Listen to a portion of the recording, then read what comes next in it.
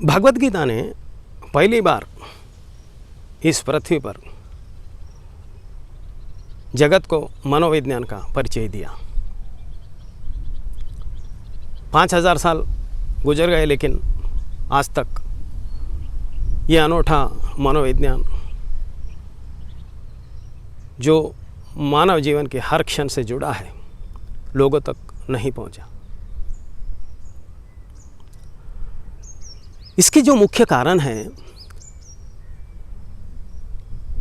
कि जब ये व्यक्ति को दिया गया था मनोविज्ञान, तब मनुष्य का जीवन पशु के तल पर था, शरीर के तल पर था। इसलिए इसके वैज्ञानिकता को उजागर मनुष्य नहीं कर सका। जितनी भी थोड़ी समझ बनी वो धर्म के आधार पर बनी, आस्था के आधार पर बनी, क्योंकि वैज्ञानिक सोच भी नहीं थी। क्योंकि विज्ञान का आविष्कार 400-500 साल पहले ही तो हुआ, और मॉडर्न साइकोलॉजी तो 100-200 साल पुराना ही है। और आज भी हम सिर्फ शरीर के तल पर जीते हैं। हमारे जीवन का सारथी, साथी, हमारा वाहन, हमारा मन ही है, लेकिन उसका कोई अभ्यास हमें नहीं है। हम हमारे मन के स्वभाव को भी नहीं जानते, तो उसके विज्ञान को जानने की तो बात दूर है। हमारे शिक्षा प्रणाली में पहला सब्जेक्ट होना चाहिए मनोविज्ञान का, साइकोलॉजी का, लेकिन आज भी कॉलेज लेवल तक हमें साइकोलॉजी पढ़ाया नहीं जाता। अब इस वजह से गीता का जो विज्ञान है उस पर सिर्फ आस्था के परतें बनती गई, और ये अनूठा मनोविज्ञान जिससे मनुष्य का जीवन कल्याणकारी और ऐश्वर्य से, सुख शांति से भर जाता है, वो नीचे दब कर रह गया। दूसरा कारण है कि जहाँ हम विज्ञान की बात करते तो हर विज्ञान के एक अनूठे शब्द होते हैं, हर विज्ञान की एक भाषा होती है, जिसको हम कहेंगे कि टेक्निकल वर्ड्स। जैसे फिजिक्स है, फिजिक्स के अपने टेक्निकल वर्ड्स हैं। तो अगर फिजिक्स क्या कह रहा है ये समझने के लिए उन्हीं टेक्निकल वर्ड्स के द्वारा ही हम समझ सकते हैं। आम भाषा में, आम समझ से हम विज्ञान को नहीं समझ सकते। इसलिए गीता में जो शब्द उपयोगी किए गए हैं, भले हो आम भाषा के ही शब्द हो, लेकिन उसका जो अर्थ है वो आम भाषा का नहीं है। इसलिए मनोविज्ञान को उन आम अर्थों द्वारा नहीं समझा गया, और इसकी बहुत सी भ्रांतियां बनी, भ्रम पैदा हुए। उदाहरण के लिए गीता के 3 चैप्टर के 40, 41, 38, 39, 40, 41 का अगर हम सार देखें तो कृष्ण इंद्रियों की और हमारे मन की बात करते हैं, उसके स्वभाव की बात करते हैं। कृष्ण कहते हैं, हे अर्जुन, जब तक तू इन इंद्रियों को, इस मन को जब तक मारता नहीं, तू चैतन्य, चेतना, स्पिरिट तक नहीं पहुंच सकता। क्योंकि ये बहुत ही पावरफुल है और इनका इम्पैक्ट हमारे चेतना को, हमारे स्पिरिट को इन्फ्लुएंस कर रहा है। क्योंकि कृष्ण ने मारने और मरने की बात की, तो जो समझने वाले थे, जो गीता को बताने वाले थे, वो आम भाषा के लोग थे। तो उन्होंने उसका अर्थ फिजिकल मारना, फिजिकल किलिंग, ये लिया। अब ये समझ का दुष्परिणाम ये हुआ कि लोग दमन करना शुरू कर दिए। मन का दमन करो, इच्छाओं का दमन करो, कामनाओं का दमन करो और इंद्रियों को मारो, यानी इंद्रियों को सप्रेस करो। काम के इंद्रियों को दबाओ, स्वाद के इंद्रियों को दबाओ, सब इंद्रियों को दबाना शुरू कर दिया। अब जो होना था वो तो विकृत होना ही था, क्योंकि निसर्ग का नियम है कि जब तक हम निसर्ग के नियम से जीते नहीं तो किसी प्रकार का ऑपरेशन और सप्रेशन हमें परवर्शन में ले जाता।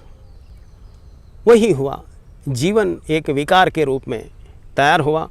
लोग जीवन विरोधी हो गए, जीवन से भागने लगे, संसार से भागने लगे और पूरा जीवन, इतना सुंदर जीवन दूषित हो गया। काश जिन्होंने गीता को समझाया, काश जिन्होंने गीता समझा थोड़ा विचार करते इसका, कृष्ण के कहने का, तो जीवन आज सुंदर और ऐश्वर्य से भरा हुआ होता।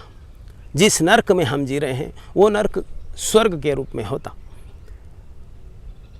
कृष्ण जब कह रहे हैं मन को मारना, इंद्रियों को मारना, तो कृष्ण साइकोलॉजिकल बात कर रहे हैं, फिजिकल बात नहीं कर रहे हैं। कृष्ण कह रहे हैं कि जिस स्थिति में हमारा मन है, जिस स्थिति में हमारे इंद्रियां हैं और जो हमारी स्थिति है, वो हमारे मन और हमारे इंद्रियों की दास बनकर हम रह गए हैं, क्योंकि ये दोनों भी पावरफुल है।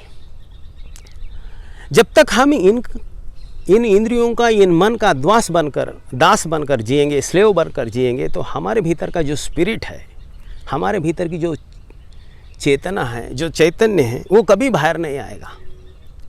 और जब तक ये बाहर नहीं आता हम अपने स्वभाव से नहीं जी सकेंगे, अपने पैशन से हम नहीं जी सकेंगे और हमेशा ये मन, हमारे इंद्रियां हम पर हावी होने लगेंगे।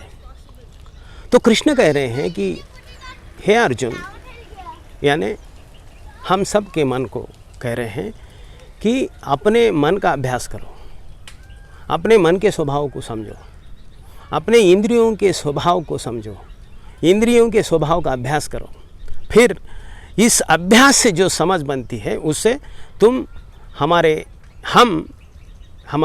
मन को और हमारे इंद्रियों को ट्रांसफॉर्म करो।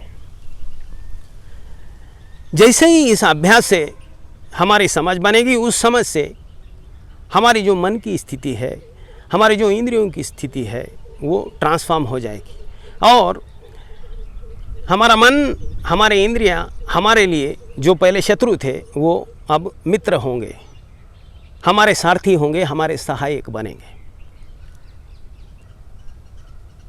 इस दूसरे पहलू से हम देखेंगे हमारे जी चेतना का, जो चैतन्य का हमारा जो स्पिरिट है, उसका रास्ता है हमारे इंद्रियों का स्वाद। 5 इंद्रियों से हम जीवन को भोगते हैं और हमारी चेतना, हमारा जो स्पिरिट है, इन 5 इंद्रियों के द्वारा ही जगत में प्रवेश करता है। तो हमारी इंद्रियां और उसका स्वाद ही हमारे स्पिरिट का, हमारे चेतना का मार्ग है। अब इस मार्ग पर चलने के लिए फिर ऊर्जा चाहिए। तो हमारे मन की जो ऊर्जा है वही ऊर्जा है जो इस मार्ग पर हमारे चेतना को चलने के लिए मदद करती है। इसलिए मन की ऊर्जा भी चाहिए और इंद्रियों का रास्ता भी चाहिए। तो कृष्ण कहते हैं जब तक हम इस पर काम नहीं करेंगे, इसको ट्रांसफॉर्म नहीं करेंगे, तब तक ये हमारे शत्रु है। तो कृष्ण कह रहे हैं ध्यान करो, ध्यान करो हमारे स्वभाव पर, ताकि हमारी जो पहली स्थिति है इंद्रियों की, हमारे मन की, वो ख़त्म हो जाए और ये नए रूप में ट्रांसफॉर्म हो जाए। तो कृष्ण जहाँ भी मरना और मारने की बात करते हैं तो इसके 2 पहलू हैं। जब कृष्ण मारना और मरना किसी से, व्यक्ति से जोड़कर कहते हैं, जैसे कि महाभारत के पात्र हैं, तो वो फिजिकल हो सकता है। लेकिन अन्य आयाम में जब कृष्ण मारना और मरने की बात कहते हैं तो वो साइकोलॉजी का हिस्सा है, वो ट्रांसफॉर्मेशन का हिस्सा है, फिजिकल हिस्सा नहीं है। इसलिए ऐसे बहुत से शब्द हैं भगवत गीता में जो टेक्निकल शब्द है, जो मनोविज्ञान से जुड़े हैं, उनको हमें मनोविज्ञान के द्वारा ही उसके संदर्भ में ही समझना होगा। ये एक्सरसाइज हम करते रहेंगे संसार से समाधि की इनकी मन की प्रयोगशाला में, और गीता के मनोविज्ञान को उजागर करते रहेंगे, उसे सब लोगों तक पहुंचाते रहेंगे, और इस अनुसंधान में, इस मिशन में हमारी मदद करें, हमारी सहायता करें। इस वीडियो को ज़्यादा से ज़्यादा शेयर करें, सब्सक्राइब करें, यह विनती है। नमस्कार।